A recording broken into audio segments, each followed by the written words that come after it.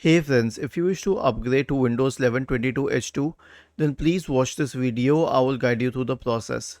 Right click on the start button and select settings from the menu. Now go to the Windows Update tab on the list on the left hand side and click on check for updates in the right pane and make sure that this switch is turned on. It should be on, which says get the latest updates as soon as possible.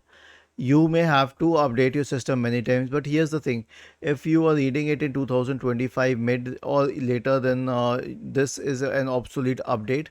However, if you have just reinstalled your PC with an older version of Windows, you will need to update it.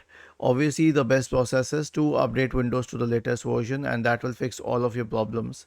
It will actually update it to a much later date. Was this helpful? If yes, then please subscribe to the channel.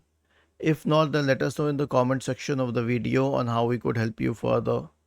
Thank you for watching this video and have a nice day.